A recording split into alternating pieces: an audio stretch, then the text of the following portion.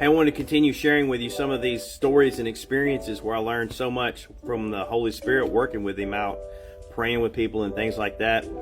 Believe it or not, years ago, I was trying to move into this stuff, and I'd seen people on videos, kind of like what you're seeing here, of people going out and praying for people, and all these miracles were happening, and they were saying, hey, it doesn't take any special person, just believe Jesus, believe He'll do it. And so I was trying to do that. It would take me 2 or 3 weeks to work up the courage to pray for one person, some kind of stranger, to ask them. And one day I just got tired of it. I was like, look, I'm tired of doing this. I'm just going to either believe God or I'm not. I'm not going to be nervous about it. We're just going to go do it, right?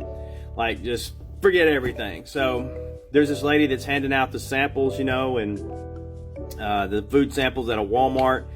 And I felt like the Lord said something was wrong with her neck. And so I went up to her, hey, is something wrong with your neck? And she's like, no. And I was like, oh, great, here we go, But she said, there is something wrong with my back. And I'm thinking, okay, close enough. And so I said, well, hey, can I show you something that can help with that? And she goes, yeah. And so I prayed for her. She'd been over and she was like, holy cow, my pain is gone. Now, I had seen like a couple people after I had prayed for them, they had kind of said, well, maybe it's gone. I think it's gone, but nothing that dramatic. She's like, wow, like, what is this, and then she looked at me and she grabbed her neck like this and she's like, what are you doing to me? And I was like, nothing. Like, she's like, my neck is burning. So what happened was there was something wrong with her neck, but she didn't know it, and the Lord was working on it. So what I learned there was one, just go out and throw yourself on the mercy of the Lord. Don't try to hold back. Don't be a fool for Christ. Don't try to worry about your reputation or anything like that. And it seems like that's when the most dramatic thing happens. Now, I believe that's because of our heart gets right, not because Jesus is waiting for you to do some certain specific thing.